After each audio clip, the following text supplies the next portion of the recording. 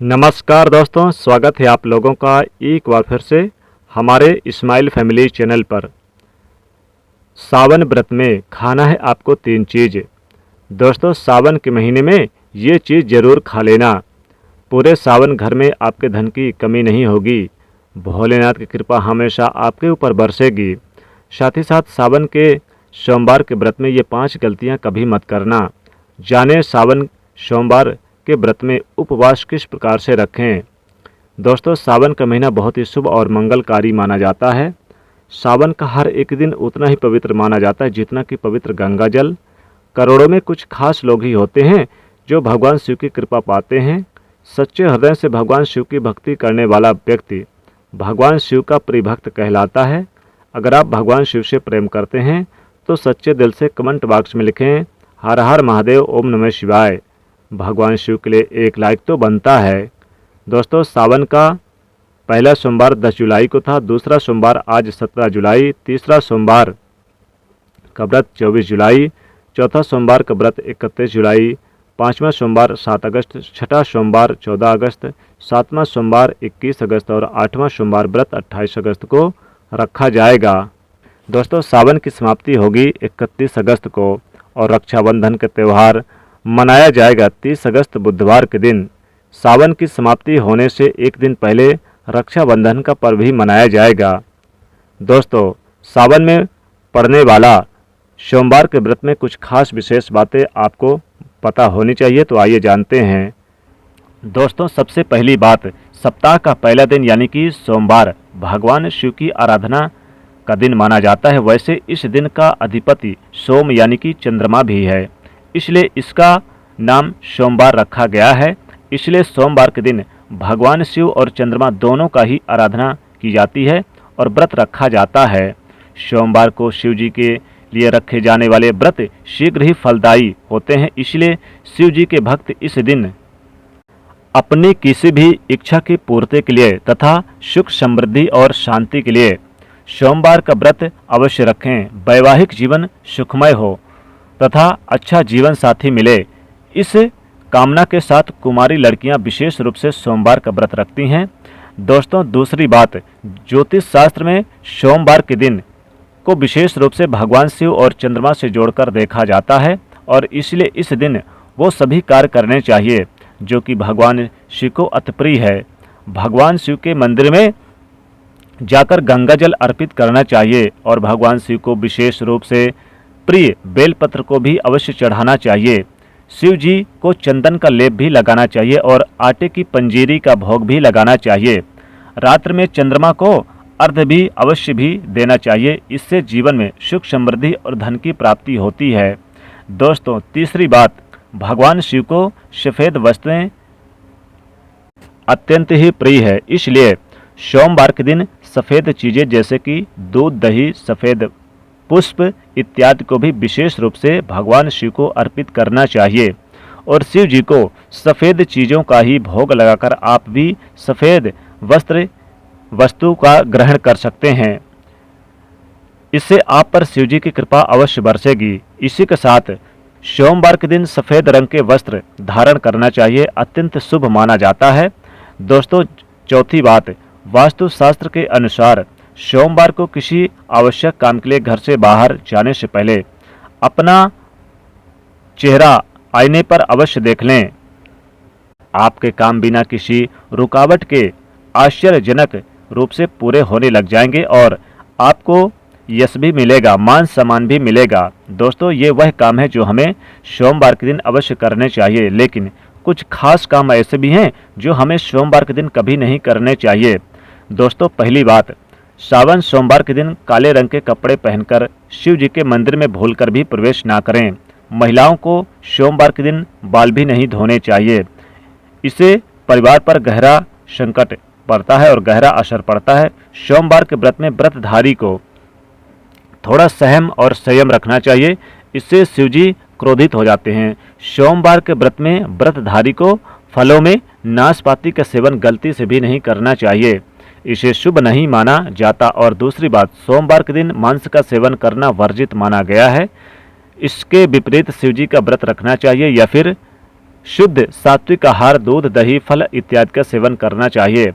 दोस्तों तीसरी बात, सोमवार के दिन किसी का भी अपमान ना करें और बुरे अपशब्द भी ना निकाले। इसे जीवा पर बैठी माँ सरस्वती का अपमान होता है और ऐसा सोमवार के व्रत में तो कतई ना करें, व्रत टूट जाता है।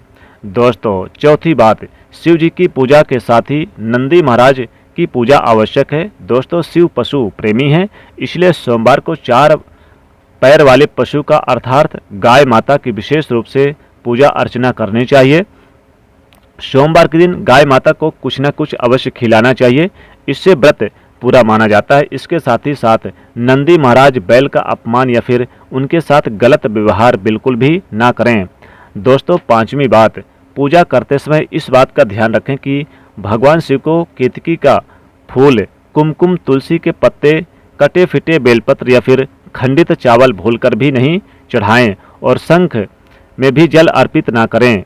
दोस्तों सोमवार के दिन इस दिन शिव और चंद्रमा की आराधना करें, व्रत करें, शिव मंदिर में जाएं, साफ मन से दिल में कतई किसी प्रकार का कोई भी यानी दुर्व्यवहार ना लाएं और कई बार आप ओम नमः शिवाय मंत्र का जाप करें, महामृत्युंजय मंत्र का जाप करें।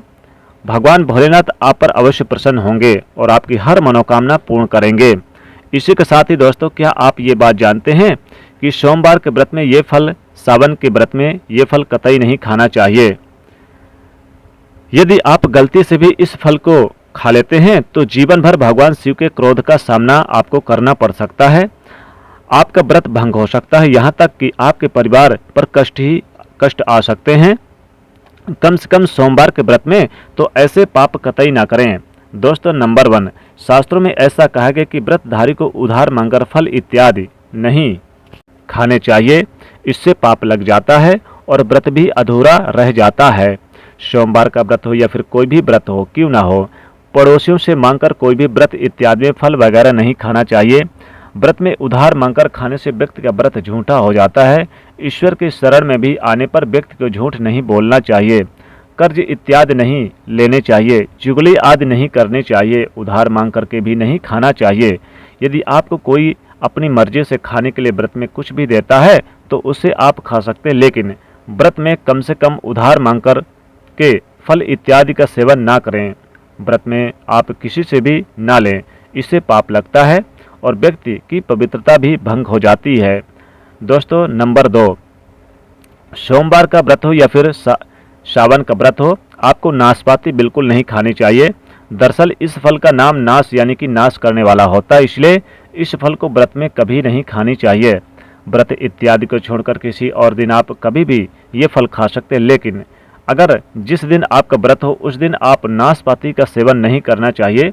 भगवान को भी नाशपाती नहीं चढ़ानी चाहिए। दोस्तों नंबर 3, कुट्टू या फिर सिंघाड़े का आटा खाने से भी आपका व्रत टूट सकता है। आपको बता दें कि लंबे समय से रखा हुआ आटा आपका व्रत भंग कर सकता है। दरअसल पुराने आटे में घुन इत्यादि कीड़े वगैरह पड़ जाते हैं जो ठीक तरह से दिखाई नहीं देते। ऐसा आटा खाने पर दरअसल आप मांस का सेवन करते हैं और व्रत में कीड़े खाना घोर पाप के बराबर माना गया है और आपका व्रत भी भंग हो जाता है। व्रत में ताज़ा आटा खाना चाहिए। लंबे समय से रखे हुए आटे में भी कीड़े वगैरह पड़ जाते हैं, ऐसा कभी भी ना करें। व्रत हमेशा शुद्धता से ही रखना चाहिए।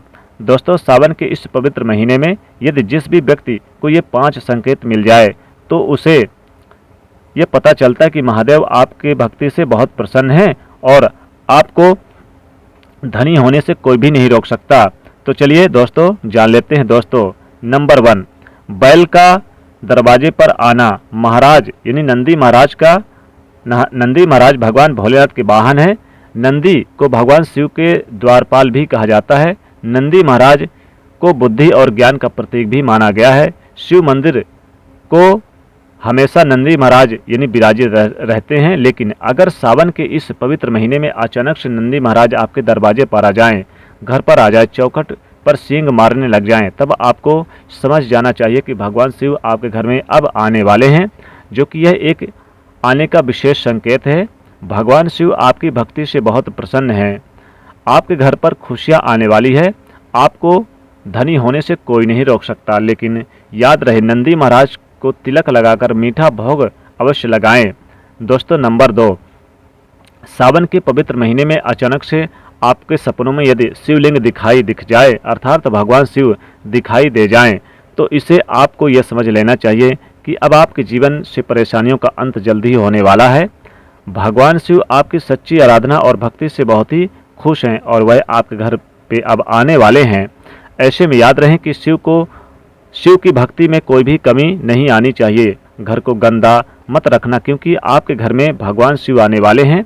दोस्तों नंबर 3, शास्त्रों के अनुसार ऐसा माना गया है कि नीलकंठ भगवान शिव का ही प्रतीक है। यदि आपके घर में सावन के महीने में नीलकंठ छत पर आकर बैठ जाए तो उन्हें भूलकर भी मत भगाना, क्योंकि ये भगवान शिव का प्रतीक माने गए हैं। ऐसे में आपको खुश होना चाहिए, क्योंकि भगवान शिव आपकी भक्ति से बहुत खुश हैं। शास्त्रों में ऐसा बताया गया है कि नीलकंठ अगर मनुष्य के द्वार पर आकर बैठ जाए, छत पर बैठकर आ जाए, आंगन पर आकर बैठ जाए, तो साक्षात घर में शिव जी के आने के संकेत माने गए हैं। अब आपके बुरे दिन जाने वाले हैं। ऐसे कहते हैं कि श्री राम ने इस पक्षी के दर्शन के बाद ही रावण पर विजय प्राप्त की थी। दोस्तों नंबर 4, सावन के पवित्र महीने में अचानक से घर में काला सांप यदि निकल आए तो इसे बहुत ही शुभ माना गया है। इसे बिल्कुल भी ना मारे, ये भगवान शिव के आने का संकेत है। जिनकी भक्ति से महादेव प्रसन्न होते हैं, तब महादेव किसी खास अवसर ही अपने भक्त को दर्शन देते हैं। सावन का महीना बहुत ही पवित्र महीना माना गया है। सावन के महीने में खीरा खा लें, टमाटर खा लें, साथ ही साथ आप लाल वाला अंगूर खा लें। और दोस्तों आप इस महीने में यानी कि फलों में जैसे केले वगैरह खा सकते हैं, तो ये बहुत ही शुभ माना जाता है। यही वह महीना है जो भगवान शिव को बहुत प्रिय है और भगवान शिव धरती पर आते हैं और उसी घर पर अपना वास बना लेते हैं। जो सच्चा भक्त होता है, सपनों में किसी के मंदिर में नाग नागिन का जोड़ा भी दिखाई देना काफ़ी शुभ माना जाता है, शिव के आने का संकेत है। तब आपको खुश होने की ज़रूरत है। दोस्तों सावन के शुभ अवसर पर सोमवार के दिन डमरू वगैरह दिखाई देना, घंटियों का बजना अत्यंत शुभ माना जाता है। बता दें कि सावन के महीने में, सावन के व्रत में आपको दूध का भी सेवन कर लेना चाहिए। लाल वाला अंगूर मिल जाए या फिर हरा वाला अंगूर तो उसका भी सेवन कर लेना चाहिए। सेव इत्यादि का सेवन कर लेना चाहिए। और बेल का फल मिलता है तो बेल का फल भी आपको खा लेना चाहिए। तो दोस्तों महादेव की कृपा पाने के लिए एक बार भगवान शिव का जयकारा अवश्य लगाएं और वीडियो को लाइक करें, इसे ज़्यादा से ज़्यादा शेयर करें। हर हर महादेव, ओम नमः शिवाय।